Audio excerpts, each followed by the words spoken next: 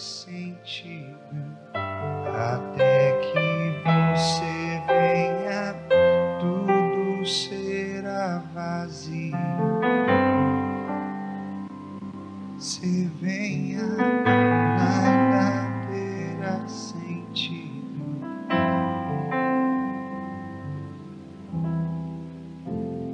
Nós queremos o teu reino, Senhor. Nós estamos cansados da religiosidade. Nós não queremos ser mais reféns do império. Nós queremos viver para o teu reino. Quantos desejam o reino de Deus? Fala, Senhor, eu desejo o teu reino, a tua vontade. A palavra de Deus fala lá em Romanos 14. Nós temos falado aqui nesses domingos sobre a série de libertos do império transportados para o reino de Deus. Nós vemos o cuidado irmãos, existe um processo da libertação do império para a entrada do reino. Eu lembro quando Deus me tirou da denominação há 10 anos atrás, e eu sabia que era Deus, porque a maneira como Deus me conduziu e a minha família, a maneira como Ele me transportou, é a mesma coisa de você pegar alguém que está quebrado. Alguém aqui já carregou alguém machucado? Alguém? Eu não sei você, mas eu já carreguei gente doente. A minha sogra estava com câncer terminal, magrinha, morava no 3º andar. O SAMU foi buscar ela. Eles falaram, não tem como entrar com a maca aqui. A gente pegou. Eu peguei minha sogra no colo, levei ela no colo, com o maior cuidado, com o maior zelo. E eu fico vendo que essa é a maneira de Deus nos pegar no colo. A gente muitas vezes tão machucado com tanta coisa, decepcionado com tanta gente, e essa palavra fala que Ele nos libertou do império e nos transportou para o reino do Filho do seu amor. Quando é Deus que está te conduzindo, irmão, quando é Deus que está te libertando do império, a maneira como Ele transporta você, a maneira como Ele leva você é uma maneira amorosa. Ele não vai cobrar nada de você. Ele não vai cobrar ministério de você. Ele não vai cobrar a tua posição. Ele não vai te cobrar aquilo que você pode oferecer a Ele. Ele simplesmente está te levando porque Ele te ama, porque você é precioso para Ele. Deus, Ele quer transportar você. Deixa Deus conduzir você. Deixa Ele te pegar pelos braços e te transportar. Transportar fala de mudar de você de um lugar para outro, de uma condição, de um ambiente para outro. A palavra de Deus diz em Romanos 14, 17, fala primeiro que o reino de Deus não é. E se o reino de Deus não é isso, nós não podemos agir assim. Nós não podemos estar em comunhão no local onde se ensina o contrário. A Bíblia fala que o reino de Deus não é comida e nem bebida. A Bíblia fala que lá em Atos, a igreja fazia o quê? Eles iam de casa em casa e partilhavam o pão. Como que eu sei que a igreja primitiva é a igreja de Deus? Porque ela tinha um reino de Deus. Porque eles iam na casa de cada um e compartilhavam o que tinham. Porque eles entendiam que nada era deles. Agora nós temos visto hoje ministérios que colocam preço para você assistir uma pregação, colocam preço para você ir num culto. Irmão, se você paga para ir num culto, você está se tornando um consumista de um império. Quem paga por uma noite de prazer é prostituta.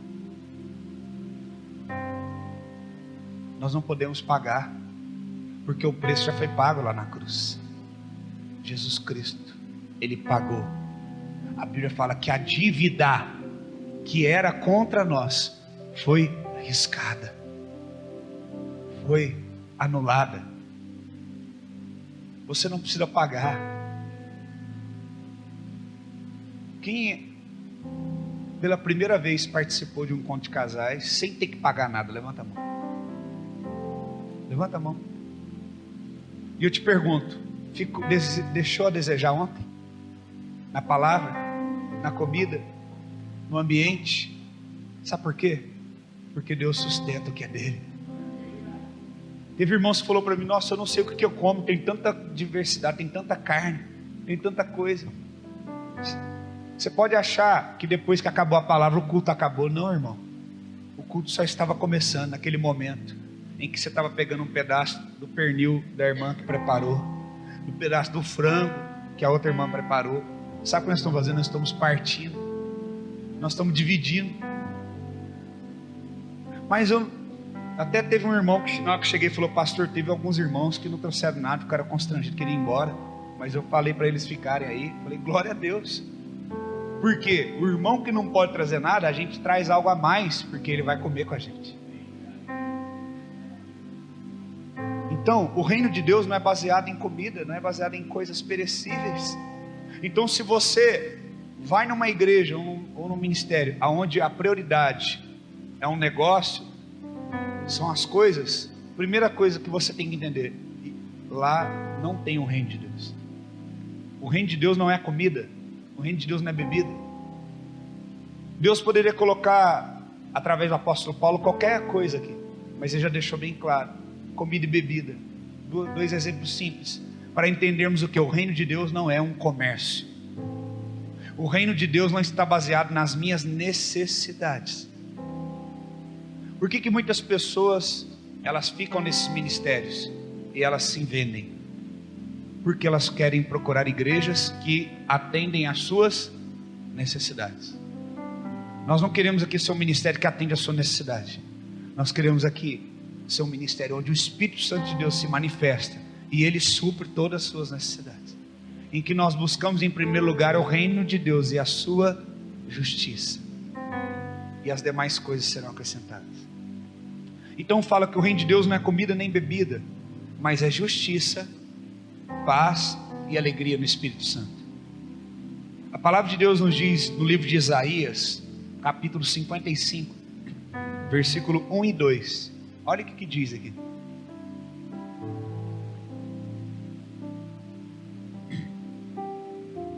venham todos vocês que estão com sede, venham às águas, e vocês que não possuem dinheiro algum, venham. Aleluia. Comprem e comam. Venham, comprem vinho e leite sem nenhum custo. Por que gastar dinheiro naquilo que não é pão, e o seu trabalho árduo naquilo que não satisfaz? Escutem-me, escutem-me.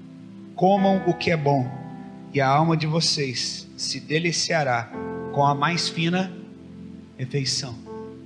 Eu lembro quando eu leio esse texto de Daniel. Ele estava dentro do palácio do rei, mas ele decidiu não se contaminar com as comidas consagradas a ídolos, e ele comeu de legumes que não eram consagrados, porque somente as comidas principais, as mais desejáveis, eram colocadas diante dos ídolos e consagradas. Os vegetais não eram, então ele comia isso. Mas quando ele se apresentou diante do rei, ele era o mais robusto, o mais bonito, o mais sábio, o mais forte, porque ele não se alimentou de coisas perecíveis e naturais. Quando ele decidiu obedecer a Deus, ele estava se alimentando da vontade de Deus, e o Espírito de Deus o fortaleceu, e o Espírito de Deus o vivificou. Então essa palavra ela diz: comam o que é bom, e a alma de vocês se deliciará. Você tem comido do que é bom? Veja só, você precisa decidir que tipo de comida você quer alimentar o teu espírito. Você é livre para ir num seminário e pagar quanto você quiser. Você é livre para ir num congresso e pagar, comprar um DVD. Só que você está comprando um produto, e todo produto tem prazo de validade. Mas aqui está falando que quando você decidir comer a comida que é boa, a sua alma, ela vai o quê? Deliciar-se. Quando você come a comida certa, a comida espiritual saudável, Deus irá curar a tua alma, Deus irá curar as tuas emoções. Você não vai ficar preso no ministério por pessoas ligadas ao homem. mas você está ligado à vontade de Deus. Quantos estão me entendendo? Agora, quando você come uma comida misturada com fermento, você vê que toda vez que fala do reino, Deus usa uma comparação com comida. Jesus falou o quê? Que nós não deveríamos comer a comida, o pão dos fariseus, porque estava misturado com fermento. O que Jesus queria dizer? Que até certo ponto eles estavam usando a palavra. Os fariseus, preste atenção, eles usam o nome de Deus. Eles têm na sua religião, na sua religiosidade, toda a liturgia de Deus. Usam a Bíblia que nós usamos, mas a grande diferença é que eles acrescentam uma vontade humana, uma percepção, uma perspectiva, uma motivação humana. Quantos estão entendendo? E o Senhor falou: sejam cautelosos, acautelai-vos, tomem cuidado com os fariseus. A Bíblia fala que nos últimos dias muitos seriam enganados. O fermento do fariseu é aquela comida que você come e ela te enche rápido, mas ela não produz vida. É um crescimento rápido. Eles falam de Deus, cantam hinos em nome de Deus, usam a Bíblia, tem cruz, tem modelo, tem nome de igreja, mas qual é a diferença? Fermento. Porque se a palavra de Deus passa pela vontade do homem, ela já está fermentada. Se a palavra de Deus passa pela vontade do homem, ela já está adulterada. Alguém aqui vai no mercado e compra algum produto que já foi aberto, que está sem o lacre? Então eu te pergunto, por que você tem comido da comida que não tem o selo do Espírito?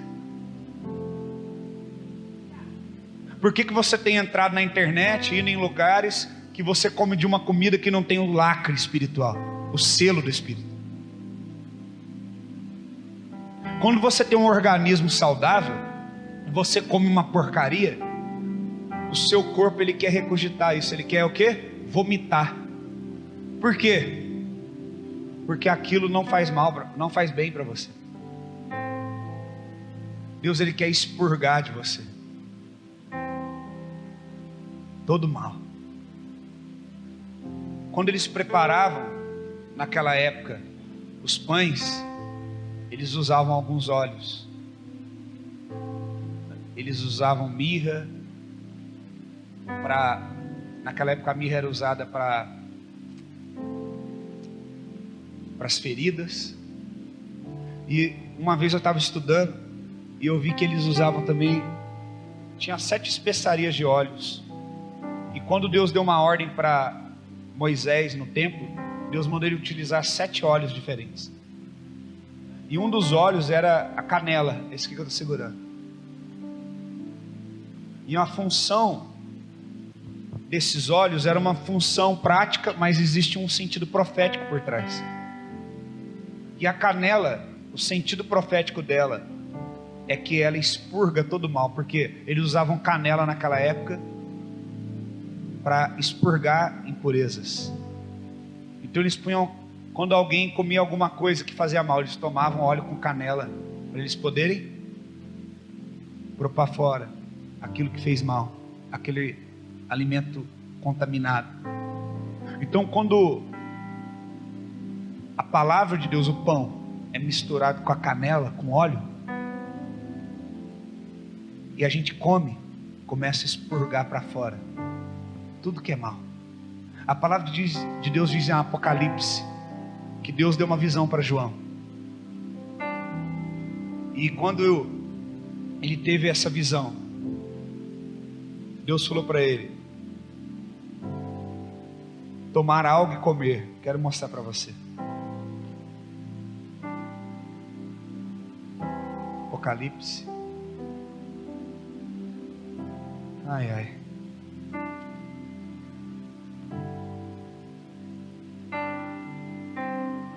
Fala conosco, Senhor.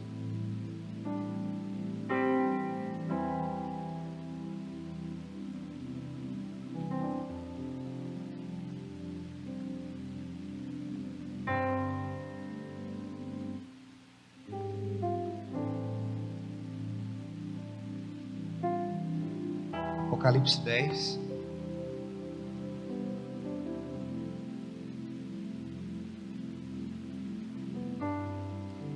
Versículo 8. Fala: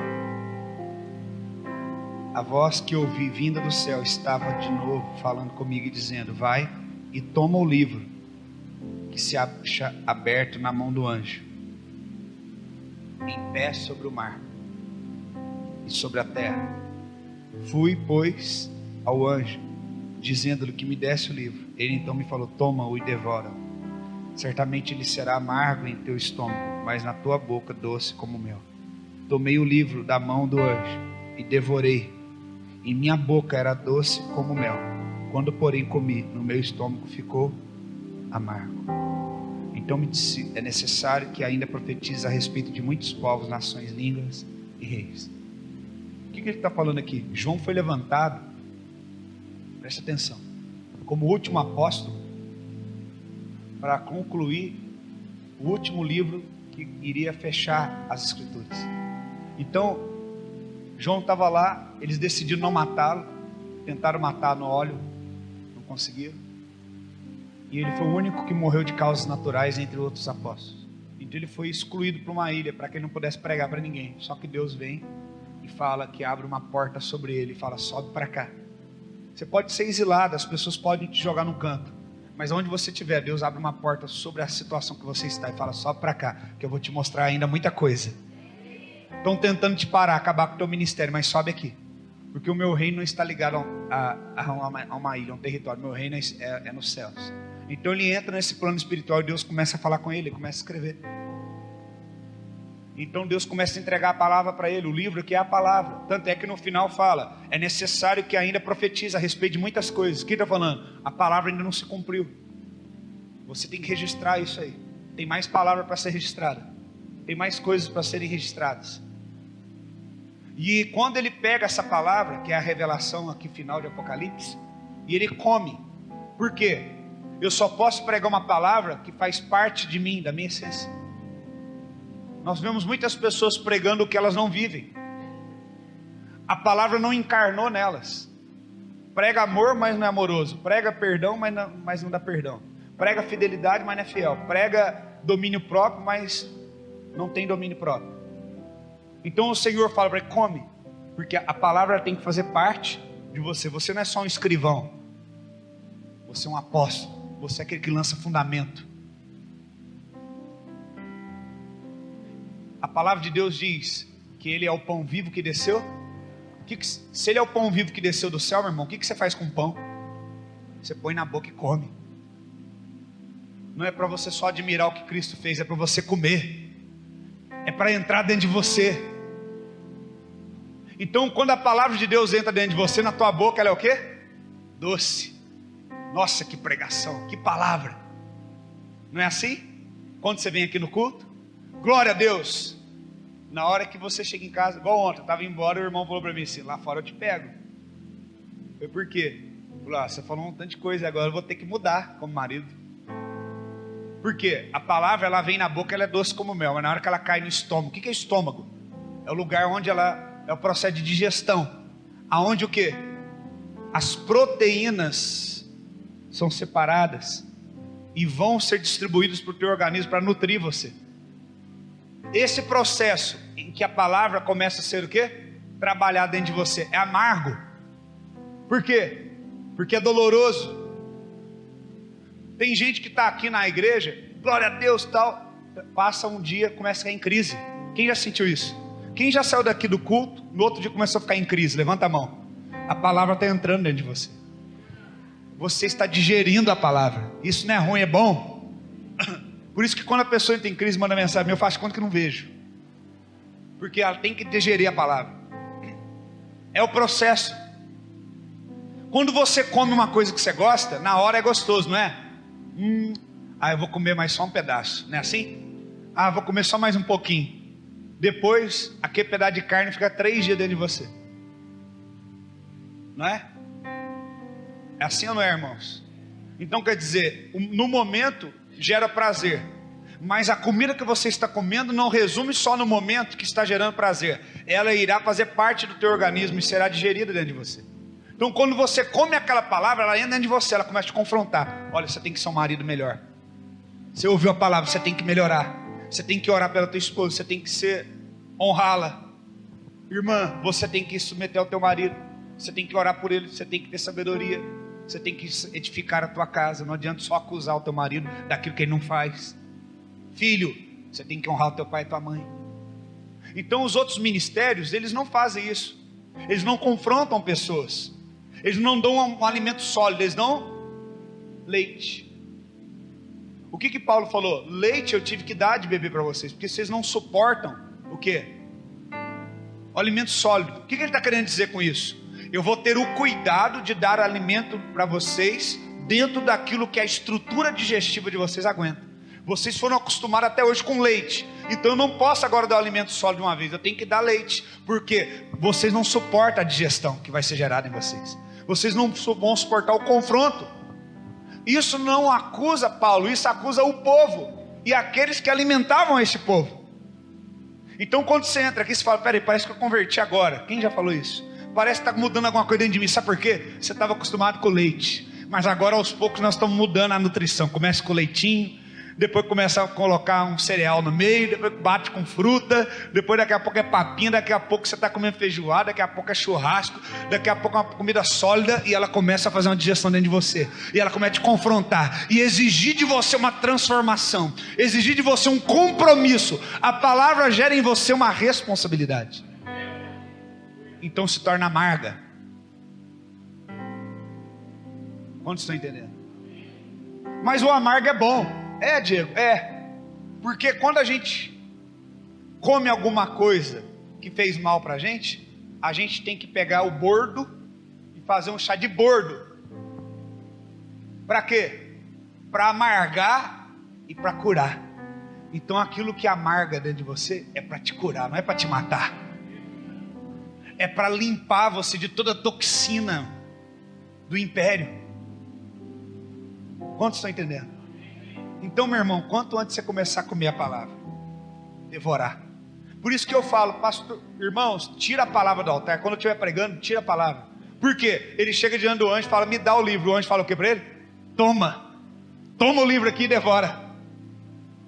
O anjo não é toma assim, ó, toma, eu sou seu garçom, toma aqui, pega. Não, o anjo está aqui, ó, vem aqui pegar. Vem tirar de mim aqui se você fome.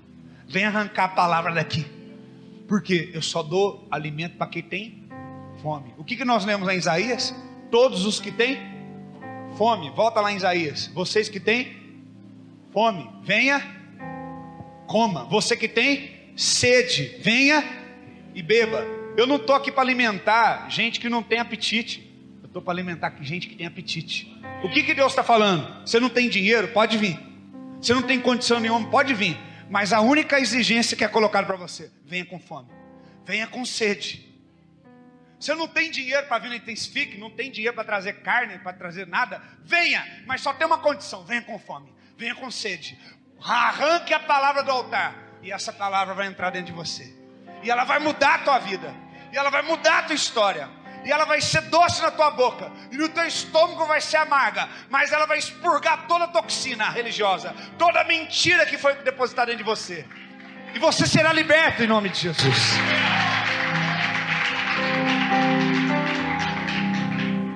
Quem está entendendo? Toma a palavra. Está aqui a palavra. Quem quer?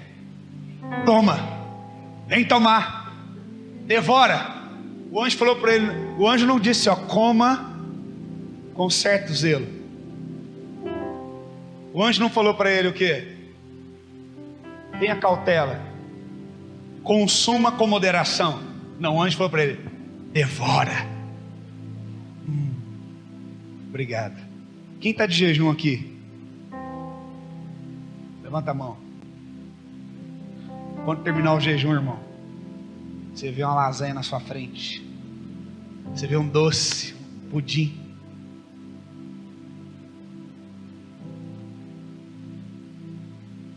Do que você tem fome?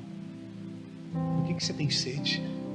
A Bíblia fala: bem-aventurados que eles têm fome e sede de justiça, porque serão saciados.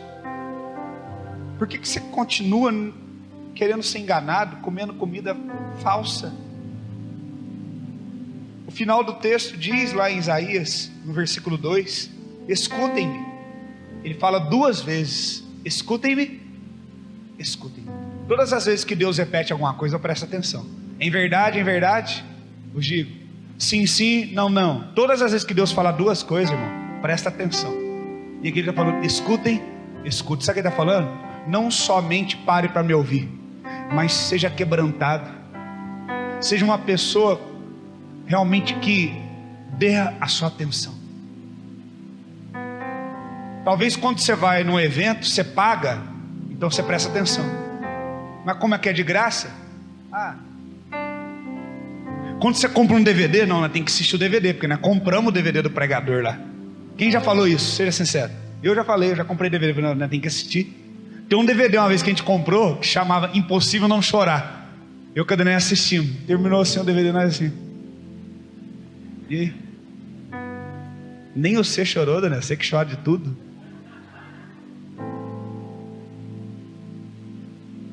Impossível não chorar, eu não chorei. Falei, nossa, gastei dinheiro à toa, pensei assim. Quem está entendendo? Então a única condição que Deus coloca no reino para você é o quê? Fome e sede de Deus. Você não precisa ter dinheiro, você não precisa ter condição. É só ter vontade, apetite espiritual. Então Deus fala para João: come, devora, porque você está diante de uma verdade que vai libertar você. Irmão, se você está diante de uma palavra que vai mudar a tua vida, devora ela. Para com argumentos, para de dar desculpas, para de se preocupar. Graças a Deus ninguém aqui preocupa com horário. A gente fica aqui, ontem, domingo passado foi 2 horas da tarde, o povo ficou. Por quê? Você tem fome. Eu falo para minha esposa: isso me dá força para continuar, porque é Deus que está naquele lugar. Porque se não é Deus, ninguém fica até 2 horas da tarde ouvindo o pastor pregar, não. É Deus, Deus está pondo fome em você. Você está devorando a comida que sai daqui. Você está falando: dá mais. Quando o pessoal colocou de manhã: manda mais, Espírito, eu quero mais, nós vamos queimar. Eu falei: esse povo está me assanhando, esse povo está mexendo comigo. Eu gosto disso. A gente gosta de ser desafiado. A gente vai orar mais, vai buscar mais de Deus. Então você tem que arrancar a palavra do altar e falar: me dá, eu vou devorar. Me dá, eu não vou te dar não, vem cá pegar. Aí você, você tira a palavra. Como que você arranca a palavra? Com a fome, com a sede. Você come, ela faz parte de você. Então você não vai ser um religioso que somente fala das coisas de Deus, mas você vai viver a palavra. Amém? Em nome de Jesus. Então o reino de Deus não é comida nem é bebida, mas é uma comida espiritual, que você não compra com dinheiro. O que significa isso? O que significa que o reino de Deus não é desigual, é um reino justo. Porque se eu não tenho dinheiro para comprar, eu ainda assim posso receber a comida do reino de Deus, desde que eu seja uma pessoa que tenha fome e sede, tenha apetite. Então a única coisa que pode apontar contra você: Deus, eu não cresci espiritualmente, Deus vai falar assim: você não teve apetite, você não teve desejo de mudar, você não teve interesse de tomar a palavra. Você estava lá assistindo a palavra, mas estava morno. Deus não quer que você seja morno, Deus quer que você tome a palavra. Veja só, a obrigação minha é de entregar a palavra na tua mão, é de lançar. Você tem que tomar, você tem que comer, e essa palavra vai trabalhar dentro de você. Deixa, irmão, as crises vir. Deixa. Mas eu tenho tantos anos que eu sou pastor, mas eu tenho tantos anos que sou da igreja. Deixa a crise vir, porque quando a crise está vindo, é porque Deus está fazendo algo. A palavra crise vem da palavra crisólios, aquela membrana que envolve a lagarta quando ela entra numa metamorfose. A lagarta, quando ela entra numa metamorfose, ela vira depois uma borboleta. Aquele processo chama de crisólios, que vem da original da palavra crise. O que é isso? Ela entra num processo de crise, porque ela está deixando de ser uma lagarta que rasteja para ser uma borboleta que vai voar, que vai ter uma asa linda, colorida. de ser uma lagarta desprezada para ser uma borboleta desejada. Então, enquanto você está no processo de crise, você está como num processo da lagarta para a borboleta. Você está no crisóleo de Deus. Você está deixando aquela casca seca, aquele velho homem, as escamas estão caindo, e você está vindo para fora. A presença de Deus está trazendo você para fora, para que você viva a identidade que Deus tem para você, e não a identidade que a religião tem para você. É preciso que você entre em crise para que as escamas caiam. Foi preciso que Paulo caísse em crise para que as escamas caíssem dos olhos dele e ele pudesse ver. Foi preciso que Jó ficasse em crise para pudesse falar: antes eu te conhecia de ouvir falar, mas os meus olhos hoje te veem. Quantos estão entendendo? Deixa a crise vir, porque a crise vai remover a casca seca. A crise vai remover as escamas dos seus olhos, e você vai poder ver claramente o Senhor. Quantos entendem? O reino de Deus ele não é desigual, é um reino justo. Então, mesmo que você não tenha condição, você vai receber, você vai usufruir, em nome de Jesus. Você vai ser transformado, em nome de Jesus. Você vai viver uma vida de Deus, em nome de Jesus. Você vai ter um casamento feliz, em nome de Jesus. Você vai ter um ministério eficaz, em nome de Jesus. Os seus filhos vão servir ao Senhor, em nome de Jesus. Amém? A palavra de Deus diz em Salmo 89, verso 14 e 15. Coloca na outra versão, por favor.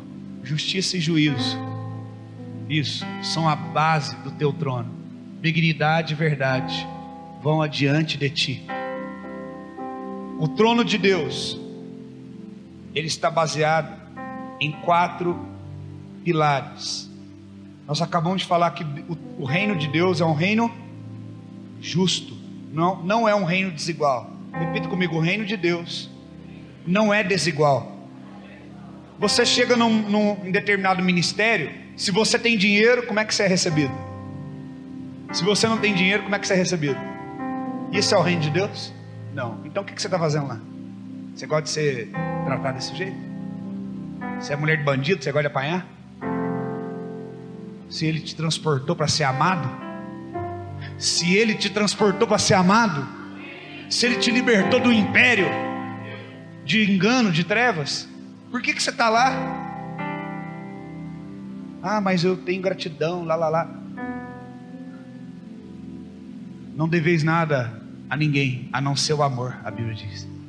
E quando fala de amor lá, está falando do amor incondicional. Irmãos, aqui fala que a base do trono de Deus é justiça, juízo, misericórdia e verdade. Benignidade é a mesma palavra para misericórdia. Então você imagina que um trono, ele tem que ter o quê? Pega uma cadeira, por favor, para mim, coloca aqui no púlpito.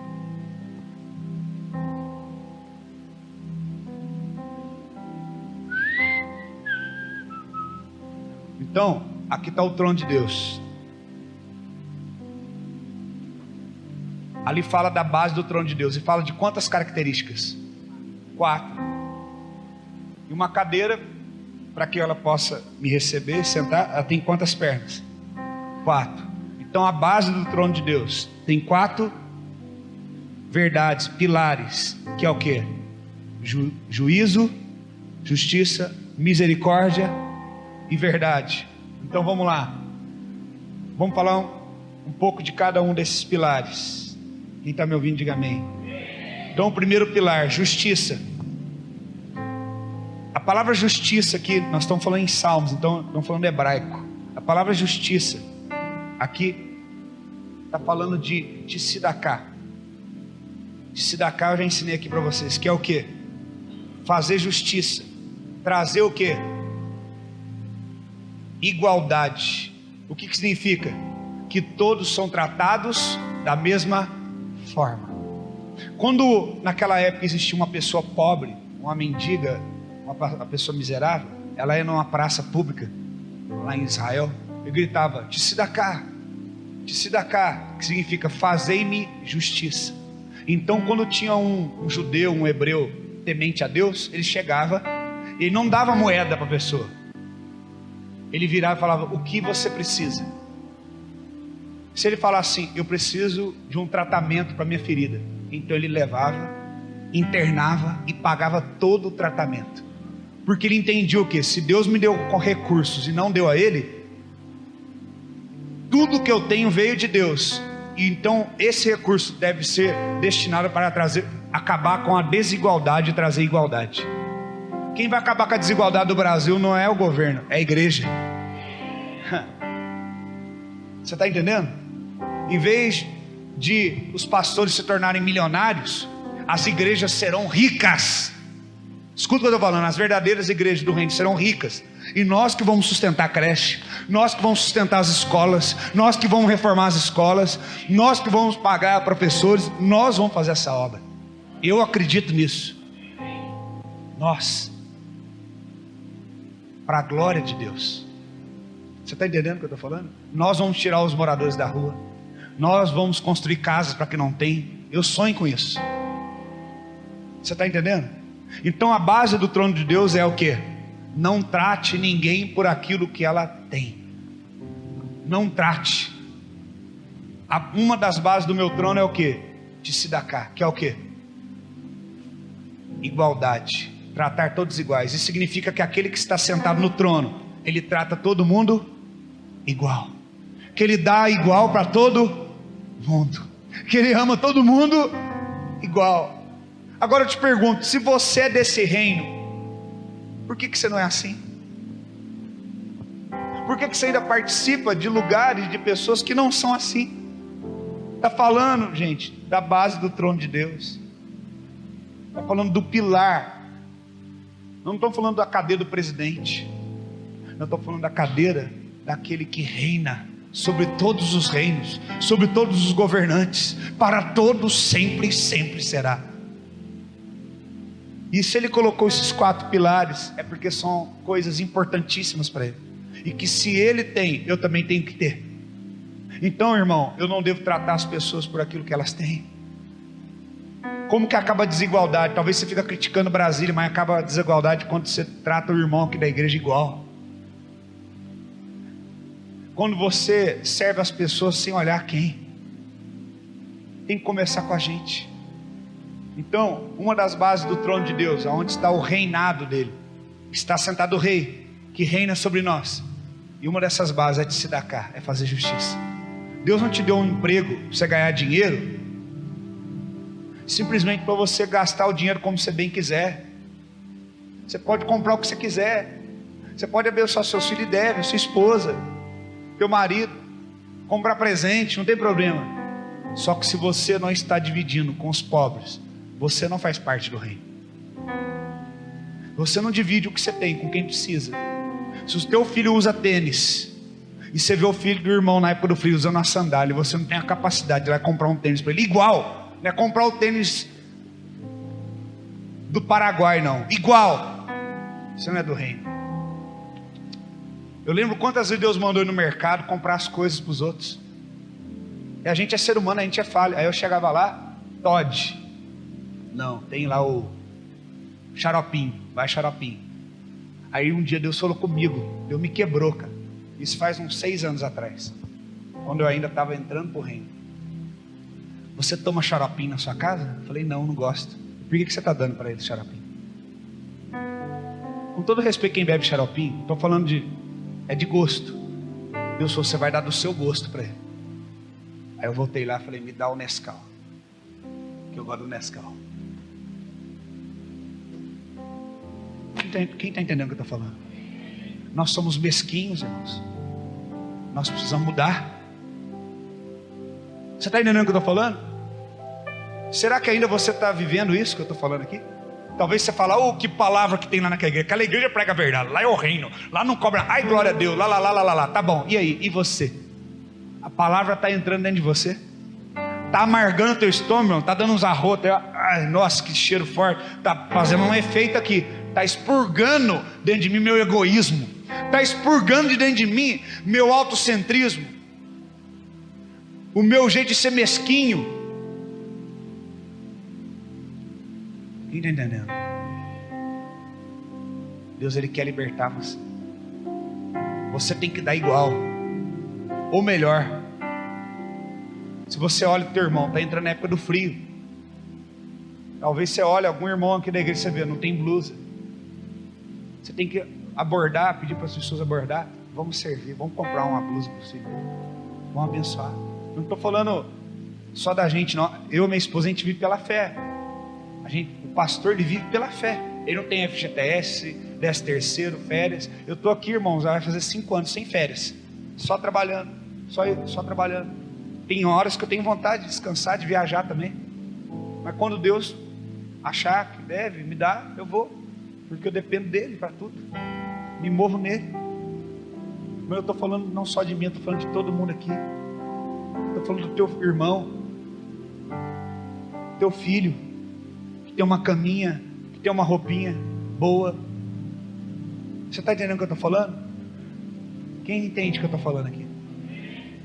Quantas vezes, irmão, quando a gente era criancinha, eu, minha mãe, meu pai estava internado no hospital, nós éramos em 4, nós morávamos lá perto do estádio, na época nem existia estádio. Meu pai internado aqui na onde hoje é o Renascentista. A gente não tinha comida direito para comer dentro de casa. Eu não estou falando aqui mentira não. Nós não tinha café da manhã, não tinha o que comer. A minha mãe vinha com a gente a pé, lá do Rosão até o Renascentista. É longe, irmão. A pé. Eu lembro que na volta deu até tontura na gente. Foi uma semana assim. Meu pai ficou internado mais de uma semana. Ninguém da igreja perguntou para minha mãe: a senhora precisa de alguma coisa? A senhora precisa de uma cesta básica? A senhora precisa que eu leve a senhora com seus filhos para visitar? Seu marido está internado? Ninguém. Se hoje eu faço o que eu faço, não é porque um dia fizeram para mim, mas é muito pelo contrário, porque um dia não fizeram para mim. O que não fizeram para mim, eu não quero deixar de fazer para você. Se fosse para me tratar as pessoas do jeito que eu fui tratado, eu não poderia hoje estar nesse altar para ele, porque minha vida foi muito difícil. Quem olha para mim não sabe o que eu já passei. Quem me julga pela aparência não sabe o que eu já vivi. Quantas vezes em casa a gente passando fome? Quantas vezes nós passamos dificuldade? Quantas vezes eu pulei o muro da Pai para pegar abacate para comer? Eu não tinha que comer em casa. Na época que a Pai era lá perto da casa do seu pai. As pessoas não sabem. Aí eu fico pensando, aonde estava essa pessoa do reino que podia ter chegado ali em casa? Deus querendo levantar você, porque deve ter alguém vivendo hoje o que a gente viveu. Talvez aqui dentro hoje tenha alguém assim. Não estou falando só de coisas financeiras. Talvez alguém que chegue e precise de um abraço. Alguém que você precisa dizer para você precisa de alguma coisa. Nós precisamos parar de importar conosco, irmãos. Porque uma das principais bases do trono de Deus é: cuide do seu irmão, ame o seu irmão. Não haja desigualdade de tratamento entre vocês por cor, raça, dinheiro. Todos sejam tratados iguais. Então quando eu chego aqui, irmãos, vai ter um encontro de casais, é R$100. É por isso que eu falo direto para ele: não cobre nada. Ah, mas precisa de comprar enfeite. Não cobre nada. Quem quiser dar oferta do enfeite, dê. Irmão, ninguém é obrigado a dar nada aqui. Nada. Que fique claro isso. Se eu estipular um valor, eu estou dizendo para aquele que não tem dinheiro para pagar a conta de luz, que paga um mês e empurra o outro: você não pode vir, você vai ficar de fora. Eu não posso fazer isso, irmão, porque eu faço parte dessa estatística. A minha vida foi essa, a vida da exclusão. A vida que quando acabava o culto a gente sentia o cheiro da coxinha. Sabe cor de criança? Coxinha. Eu sou até doido, até hoje doido por coxinha. A Tati fez umas coxinhas uma vez, queimou, mas não é comendo mesmo assim. A tá aqui hoje? A Tati do Ricardo? Não tá. Comia quase as coxinhas tudo sozinho. Nós saímos do culto, aquele cheirinho de coxinha, esfritando na cantina. Eu olhava assim, minha mãe só olhava. Minha mãe, no olhar dela, ela matava. Minha mãe olhava assim. A minha barriga, eu dormia sonhando com coxinha. Eu estou falando sério. Falando como eu gostaria de comer uma coxinha. Não tinha. dentro da igreja, criança com vontade de comer algo que não podia comer, porque a igreja tinha que vender, porque a igreja precisava ter para fazer. Porque quando é o homem que sustenta a obra do homem, ele tem que colocar o peso nas pessoas, ele faz a desigualdade acontecer. Mas quando a obra de Deus, ele sustenta, ele manda o recurso, ele dá a condição, ninguém passa falta. Em nome de Jesus, lembre-se disso. A base do trono dele é justiça. Significa o quê? O que é justiça para Deus? Todo mundo come igual, todo mundo vai viver igual, todo mundo vai andar igual, todo mundo vai ser tratado igual, todo mundo vai ser convidado igual, todo mundo vai ficar junto. Você está entendendo? Lá no céu não vai ter cadeira ouro, prata, VIP, arquibancada, não, irmão. Vai ficar todo mundo junto. Deus gosta do povão, irmão. Vai ser todo mundo juntão lá. E só vai ter uma cadeira, que é a cadeira dele, lá em cima, o trono, com a base do trono dele. E nós vamos ficar todos juntos. Não haverá desigualdade. Só quem foi rejeitado sabe. Não rejeite ninguém, porque a base do trono dele é o quê? Não rejeite. Trate todos iguais. É muito bonito falar isso, sabe? Eu trato todo mundo igual, mas no fundo não é bem assim. Muitas pessoas são preconceituosas. Já aconteceu de irmão, quando a gente morava na nossa casa, quando era criança, ficou muitos anos sem rebocar a casa. O irmão chegar na porta da nossa casa e falar: nossa, você mora aqui? A garagem do meu pai era de lona preta, feita com bambu. E os outros: nossa, você mora aqui? Eu achava que você tinha uma casa melhor. Isso dói, irmão. Dói. Você está entendendo o que eu estou falando? Então você come na casa de um e do outro. Eu queria ver o irmão que tem uma casona chamar aqueles meninos da igreja remelento, os meninos da igreja que quebra tudo e tal. Chama esses meninos para tua casa, irmão. Compra um saco de pirulito, dá para ele. Deixa eles lambuzar o vidro blindex que você gastou da tua casa. Isso vai ser um tratamento de Deus para a tua vida, porque Deus vai mostrar que teu coração não está nas coisas, teu coração está em pessoas. Se mistura, irmão. Tem igrejas que é assim, senta o pessoal da zona sul de um lado, da zona central, da zona norte. Não, irmão, vamos misturar tudo aqui. É Foz com São João, com Terrado, com São Geraldo, com Chapadão, com Cidade Jardim, é tudo junto, irmão. Com Fátima, com Alphaville, com tudo. Amém? Aquelas igrejas que o irmão que tem dinheiro, é aquela falsa hipocrisia: estou levando as roupas para o brechó amanhã, amém? Aí os irmãos: nossa, já faz fila na porta da igreja, eu tenho que chegar primeiro, já está de olho na blusa que a irmã usava. Aquela irmã só compra roupa cara, é a única oportunidade que eu tenho de me vestir igual ela, para me sentir importante. Faz fila na porta da igreja, aí já fica um: não, deixa eu entrar na sua frente aqui, peraí, tá, vai abrir o portão, vai lá, corre. O que é isso, irmão? Eu não acredito nisso. Não, porque nós temos que vender, tem que vender brecha, porque tem que ter dinheiro. Irmão, vai lá, compra uma coisa boa, pega uma coisa boa, que você não dá uma blusa importada, cara, que você tem para uma irmãzinha que, mais simplesinha da igreja. Faz isso. Você está entendendo o que eu estou falando? Sabe aquela roupa que você gosta, irmão, que é sapato? Pega a pessoa mais simples da igreja e fala: toma, embrulha bonitinho, limpa e entrega para você. Sabe o que eu queria começar a ver aqui na igreja? As pessoas começar a presentear umas às outras, dar presente uma para a outra, tratar a outra como irmão, porque é assim que Deus quer que nós tratemos uns aos outros. A base do trono dele: justiça, acabar com a desigualdade. Amém? Segunda base do trono de Deus: juízo. Juízo, mispat, que no hebraico significa não é justiça no sentido de estabelecer um julgamento para condenação, mas um julgamento para estabelecer a justiça de Deus. É julgar entre o certo e o errado, segundo a palavra de Deus. Não um juízo tipo assim, de Deus virar e vir com com a intenção de condenar, com a intenção de exterminar você, mas no sentido de expor pela palavra que aquilo que você está fazendo está sendo errado diante de Deus. Como nós poderíamos converter se não tivesse o estabelecimento do juízo de Deus? O que a Bíblia fala? Que é o Espírito que nos convence da justiça e do juízo. O que ele está querendo dizer? Que a palavra juízo lá no original também, para essa palavra é a mesma. Significa que Deus me convence pela palavra que eu estou errado. Para quê? Para que eu seja condenado? Não, para que eu me arrependa e seja salvo. Amém? Então, justiça, que é o quê?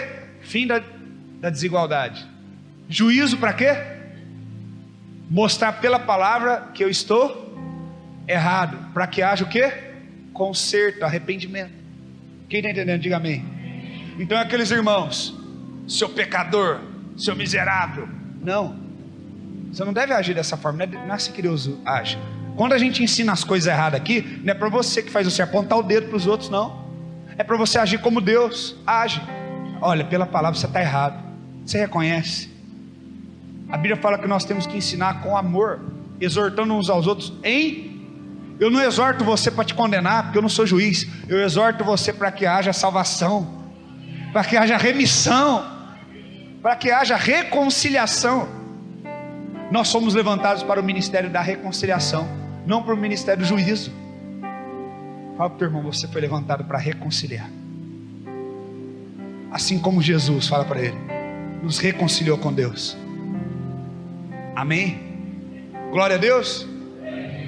A outra base, verdade, que no hebraico é emet, que significa Yeshua é a verdade. Amém? Yeshua é a verdade. A palavra de Deus é a verdade. Mais do que isso, ela é a única verdade absoluta, a essência de todas as coisas. Para que as coisas deem certo em nossa vida, precisamos estar vivendo em verdade. Não há espaço para mentira, não há espaço para falsa doutrina, não há espaço para fábulas e lendas de homens. Por essa verdade, Jesus, o Messias, o Redentor, e todas as coisas foram criadas e se tornaram verdadeiras. Então, a outra base do trono de Deus é o que? Verdade. Jesus é a verdade. Então, seja todo homem mentiroso e Jesus verdadeiro. Seja toda a ideologia humana mentirosa e a palavra de Deus verdadeira. Seja toda a doutrina de homem. Ah, mas aquele pastor me falou isso, mas aquela pessoa me disse aquilo, mas a palavra de Deus fala isso. Então isso é a verdade absoluta. Amém? Quarto e último pilar do trono de Deus: benignidade. Benignidade no hebraico é bondade de Deus, é a graça de Deus, a graça de Jesus em perdoar os nossos pecados. A bondade do Senhor é a natureza de Deus, é a própria natureza de Deus, é o coração misericordioso de Deus. Então a benignidade é o que? É Deus falando assim: eu te amo, o meu coração está cheio de amor e eu estou disposto a te perdoar de qualquer pecado. A Bíblia fala que Deus é amor, e quem não ama não conhece a Deus. Quer dizer, se você julga as pessoas melhor que elas, quando alguém erra, você não exerce misericórdia. Você não conhece a Deus, porque todos pecaram e todos necessitaram do perdão de Deus. Então vamos relembrar as bases do trono de Deus. Tzedakah, que é a justiça, que é o que? O fim da desigualdade. Justiça, que é o que? Não para condenação, mas pela palavra mostrar os nossos erros, para que haja arrependimento e reconciliação. O que mais? Verdade. Jesus é a única verdade absoluta. Olha que legal, o trono do Deus Pai, a base é o que? O próprio Yeshua, o próprio Jesus. Verdade, a verdade absoluta, contra qualquer argumento. E por último, benignidade, que é o que? A bondade de Deus, a misericórdia de Deus para conosco. Então, se o reino de Deus vem, a gente fala, venha o teu reino. Nós estamos querendo dizer o quê? Venha a tua justiça, venha o teu juízo, venha a tua benignidade, venha a tua verdade sobre nós, em nome de Jesus. Quantos querem isso sobre as suas vidas? Quantos querem receber isso sobre você? Diga, Senhor, eu desejo de todo o meu coração, desejo de todo o meu coração. Em 1 Coríntios 4:20 diz que o reino de Deus não consiste em palavras. Não adianta você ficar falando só, mas consiste em poder. Por que que é poder? É poder quando a palavra ela é verdade dentro de você, quando ela encarnou dentro de você, quando você come ela, devora. Tem muita gente que fala bonito, mas você não vê os frutos. Irmão, quando você sabe que alguém é de Deus, quando ela vive o que prega e quando tem milagres, frutos. A Bíblia fala, e estes milagres seguirão os que creem. E a Bíblia fala, vocês pegarão em serpentes, pisarão em escorpiões, se orarem por enfermos serão curados. Por que que Deus colocou esses sinais nos discípulos? Para que todo mundo acreditasse que o que eles pregavam era a verdade. Você viu o que o pastor disse? Eu fui pregar na igreja sem nenhuma pretensão, eles procurando alguém para ajudá-los. Irmãos, Deus derramou a glória dele naquela igreja, naquele dia, porque Deus é poderoso, não por causa de mim. E aquilo fez ele entender, essa mensagem que ele está pregando é verdadeira, porque os sinais estão acompanhando a mensagem. Eu estava ontem, irmãos, conversando com o bispo João, lá da África do Sul. O pastor estava junto, estava no Viva Voz. Fui para falar outra coisa com ele. Ele falou, eu tenho que te contar um testemunho. Eu falei, mais um? Quem lembra do testemunho da mulher que foi curada, que ia tirar o ovado, tirar tudo? Agora ele falou, tem mais testemunho para contar. Vocês lembram que eu fui naquela loja orar? Eu coloquei as fotos aqui. Lembram? Que tinha os ídolos. Quem lembra disso? Quem lembra que eu estava orando para uma mulher com o braço enfaixado? Tem a foto. Eu não sabia. Eu achei que a mulher estava com o braço enfaixado, que ela tinha quebrado o braço, alguma coisa assim. Eu vi ela lá na fila, orei com ela. Seja curada, tal, tal, tal. Preste atenção, as crianças estão um pouco agitadas.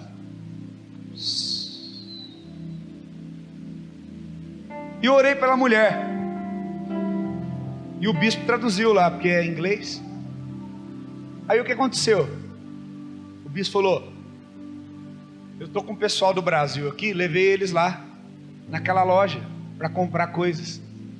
Na hora que eu cheguei lá, o pessoal da loja falou, nossa, a gente não tem o seu contato, estava esperando que você voltasse aqui novamente para te contar. Ele falou, o que aconteceu? Ele falou, não, você trouxe aquele homem do Brasil para orar aqui, aquele homem louco que parou a loja, parou tudo, ficou orando. E no mesmo dia, depois que vocês foram embora, depois do expediente, que todas as outras lojas já estavam fechadas, e nós estávamos terminando o balanço aqui e fechar a nossa loja. O pastor estava lá do meu lado, ele ouviu. Nós estávamos fechando a loja. Chegou um homem que tinha um credor conosco de muitos anos. Já fazia muitos anos que nós não o víamos. Naquele mesmo dia que o pastor orou e falou que naquele dia Deus mudava a nossa história. Entrou aquele credor e falou assim, olha, alguma coisa mudou. Eu sempre fugi de pagar vocês, queria pedir desculpa, mas hoje eu tenho que pagar vocês. Ele devia mais de 5.000 rentes, que dá mais de R$1.250. E o homem foi lá, depois de mais de 5 anos, ele pagou tudo. No mesmo dia que a gente orou. No mesmo dia.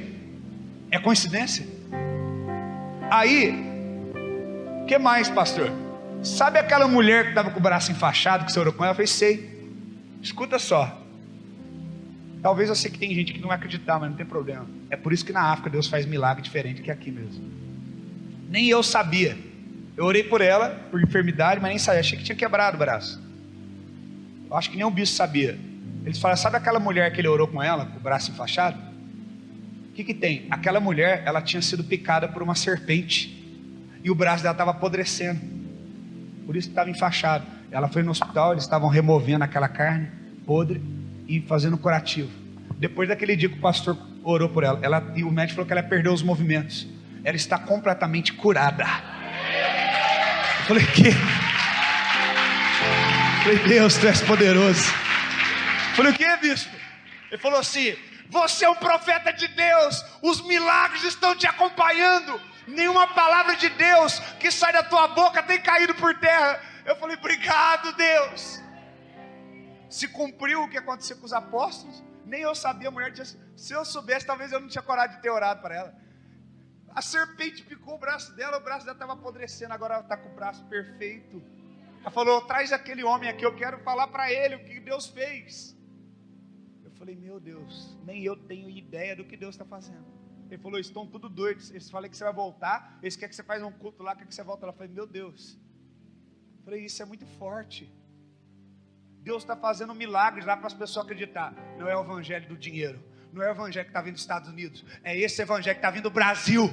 Você está entendendo? É esse evangelho que está vindo desse brasileiro, do exportador de brasa. É esse evangelho do reino. Ouve esse evangelho aí. Durante muito tempo, americano e europeu foi para lá, levou um evangelho corrompido. Mas Deus está levantando alguns brasileirinhos desconhecidos no Brasil para levar a outras nações. Eles falaram, tem um brasileiro aí, ó, que está vindo trazer um evangelho que é diferente daquele lá. Vamos acreditar nesse evangelho agora. Você está entendendo o que Deus está fazendo? Talvez você não entenda, mas naquela aldeia, tudo ao redor, lá para eles, um brasileiro levou a palavra verdadeira de Deus. Deus está mudando a história da nossa nação.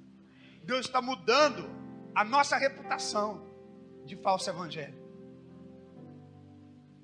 Quando você comer a palavra e devorar e ela fazer parte de você, as coisas vão começar a mudar na tua vida, mano. As coisas vão mudar dentro de você. Pessoas que eram de igrejas chegam para mim, pastor, estou indo lá na igreja faz 2, 3 domingos. Eu estou sentindo uma coisa dentro de mim que eu nunca senti antes. Eu falo, Deus, é o Senhor, não é eu. É o Senhor, Deus. Só o Senhor tem o poder de fazer isso. Porque o reino de Deus não consiste só em palavras. Tem que ter poder, tem que ter manifestação de poder. Tem que acontecer alguma coisa. Você está entendendo? Paulo falou, olha, eu não decidi pregar para vocês com palavras persuasivas, mas eu decidi pregar o evangelho de poder.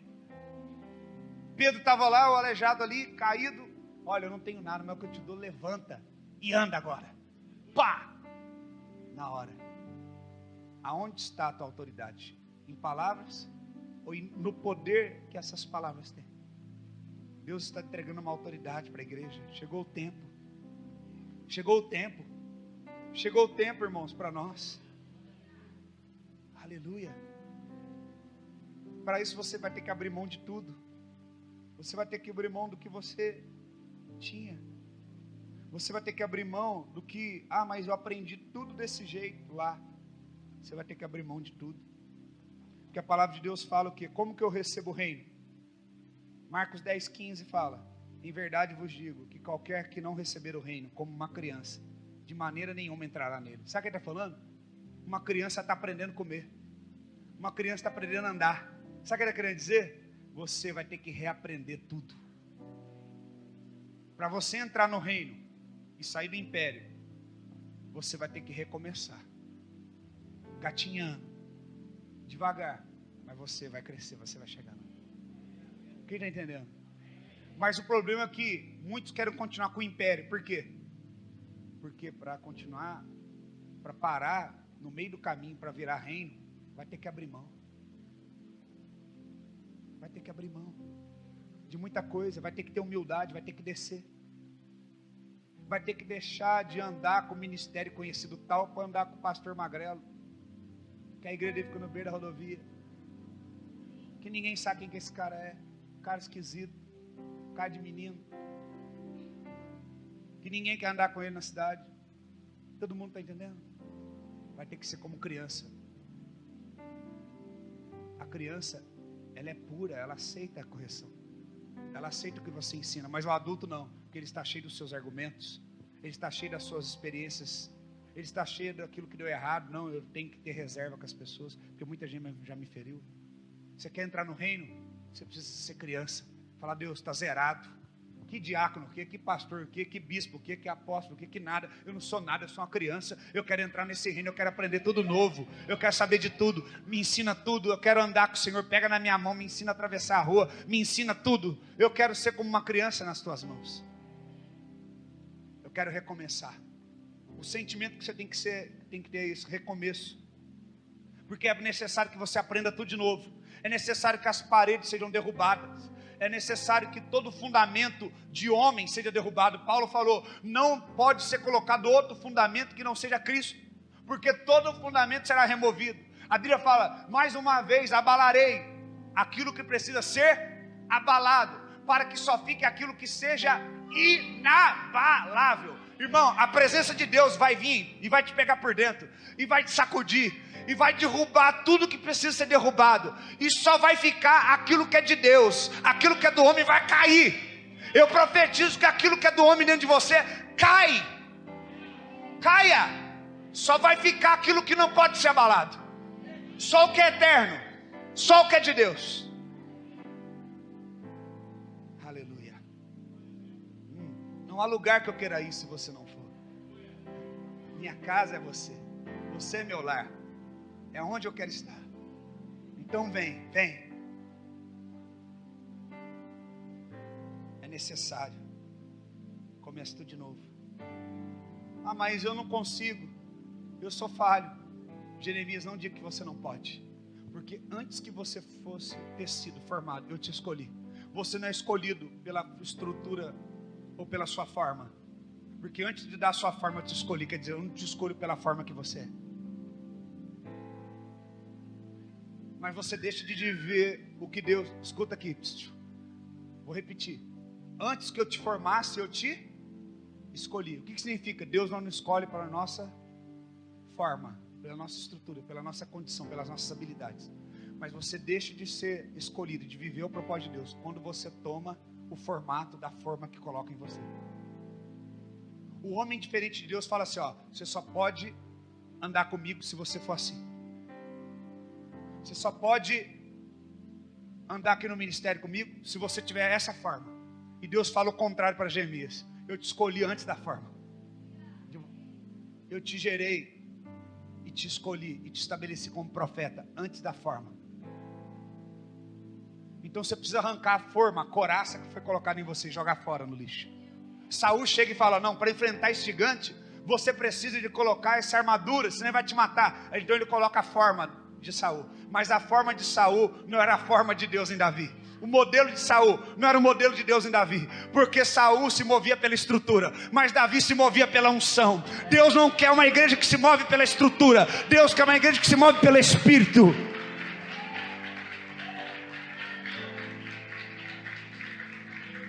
Então o império do homem tenta pôr em você uma armadura e fala, vai, mas você não consegue se movimentar, você fica preso, fala, eu estou sentindo uma angústia, eu não estou sentindo Deus aqui dentro, eu não estou conseguindo adorar igual antes. Sabe por quê? Arranca essa coraça, joga fora no lixo essa sucata, joga fora esse formato que colocaram em você e fala, eu vou com aquilo que Deus me deu, eu vou com aquilo que Deus me deu, eu vou com aquilo que Deus me deu, e vou levar 5 pedras, porque ele tem mais 4 irmãos, eu vou matar ele e vou matar todos os outros gigantes que vier. Se o irmão dele vir tirar satisfação, eu mato, porque eu estou cheio da unção do Espírito.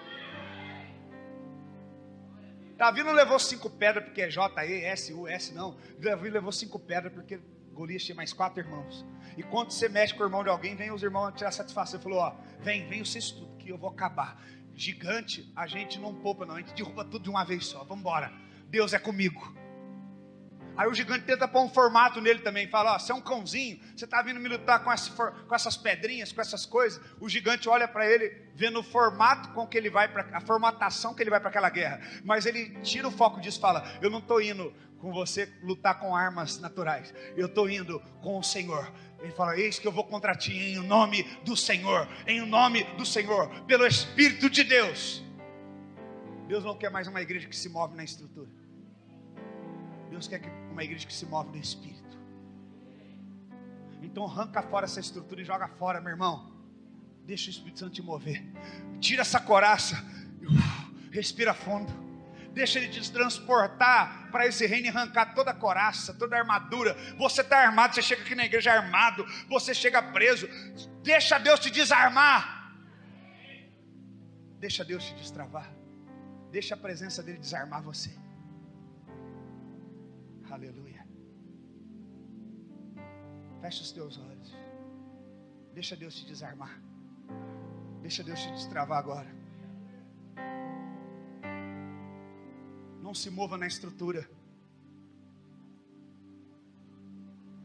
Há quanto tempo você tem esse ministério? Está ligado a qual convenção? Tem algum pastor nome de referência para você? Meu irmão, nós não nos movemos nas estruturas, nós nos movemos pelo Espírito. Nós não movemos por formato humano, nós nos movemos no Espírito. Nós somos livres. E o vento sopra e nos leva aonde a gente quiser. Porque a gente não está preso a uma estrutura que é fincada no chão. Nós estamos ligados no Espírito.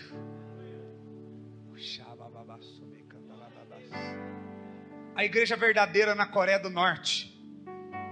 O ditador chega e fala: vocês não podem adorar no templo, vocês não podem adorar na praça pública. Então eles vão para a caverna. Porque a igreja não fica presa à estrutura, ela se move pela vontade do Espírito.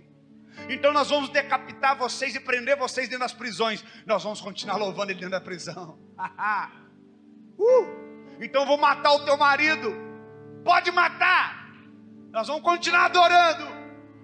Nós não estamos presos a uma estrutura. Nós somos livres porque Ele nos libertou do império que queria impor em nós uma estrutura. E nós somos do reino.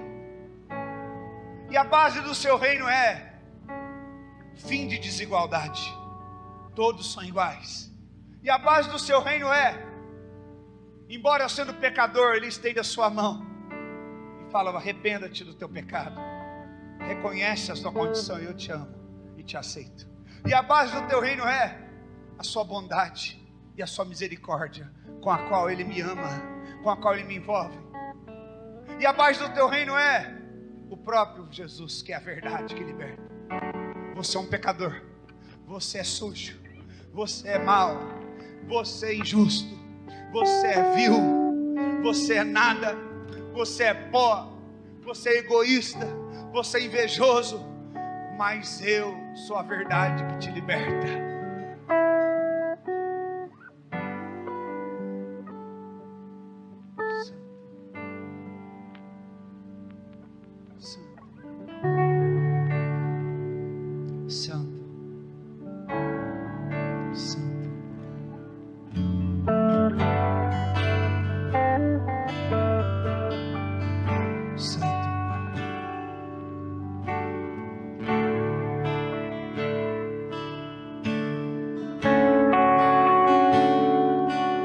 Se Ele te escolheu,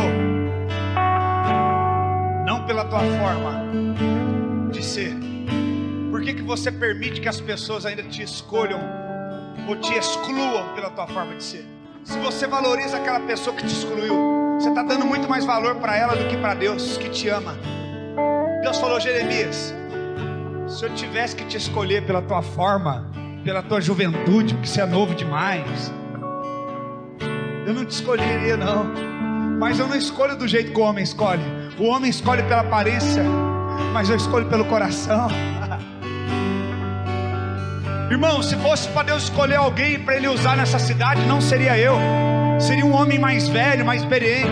Mas Deus escolheu um menino de 38 anos que tem fome e sede do reino de Deus, que arranca a palavra do altar, porque a minha vontade é a vontade de Deus, a minha fome é fazer a vontade do Pai. Ele falou: pelo coração que você tem, vem, vem, vem. As pessoas vão te julgar pela aparência, mas eu te escolho pelo coração que você tem, vem. Eu sou um rejeitado, irmão.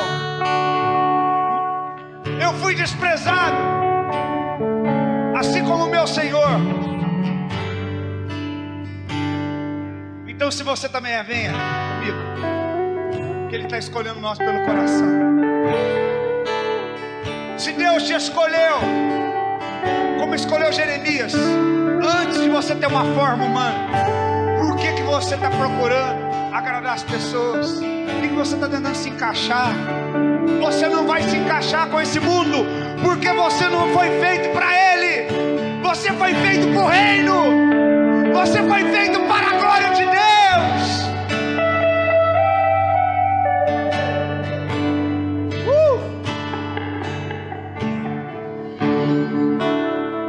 Não há prazer maior de te ter aqui comigo.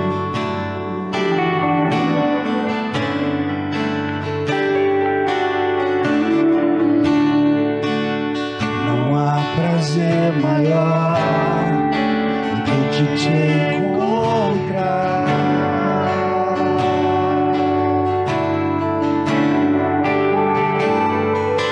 Não há nada melhor, não há nada melhor do que ter você comigo.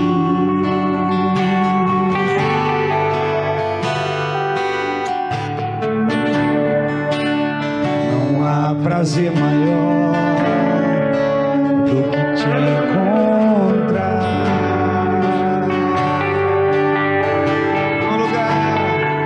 Não há lugar que eu queira ir se você não for.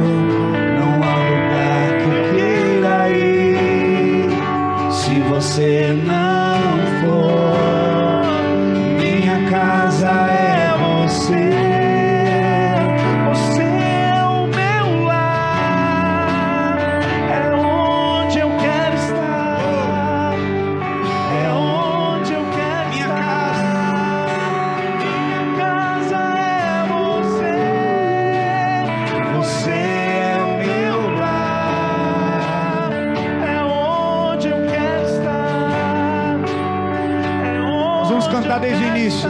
Levante sua voz. Não há nada, não há nada, não há nada melhor. Não há nada melhor do que ter você comigo. Não há prazer melhor. Não há prazer melhor que te encontrar. Agora vem forte. Não há lugar que eu queira ir. Não há lugar que eu queira ir se você não for. Não há lugar que eu queira ir se você não for. Minha casa é você. Você é o meu lar, é onde eu quero estar, é onde eu quero estar. Minha casa é você. Você é o meu lar, é onde eu quero estar, é onde eu quero estar. Tudo será vazio até que você venha. Nada terá sentido até que você venha. Tudo será vazio até que você venha. Nada terá sentido até minha casa. Minha casa é você.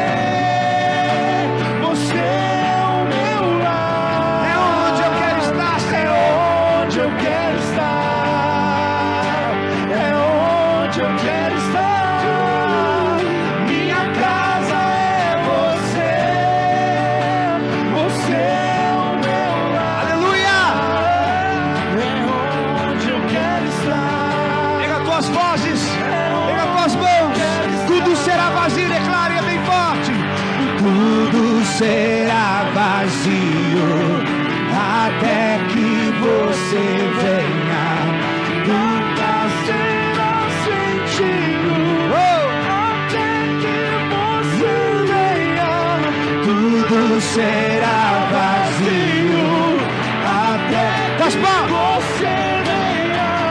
Nada terá sentido até que você. Tudo será vazio até que você venha. Nada terá sentido. Minha casa, bem forte. Minha casa é você. Você é o meu lar.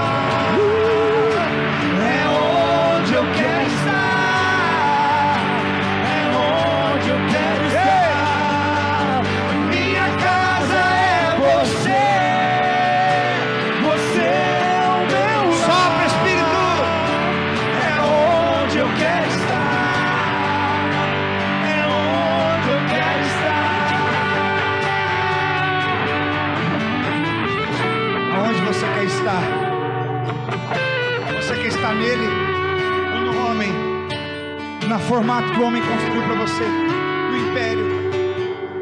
Você quer estar no reino? Então feche seus olhos e comece a orar. Diga: Senhor, eu quero o reino. Eu quero ver o teu reino. Eu quero entrar no teu reino.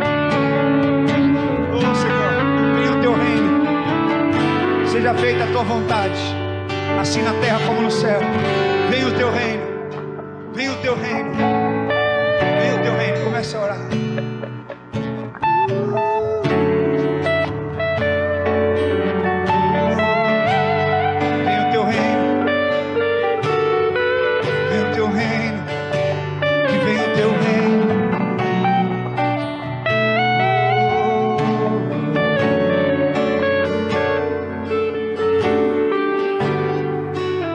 Deus te pegar por dentro.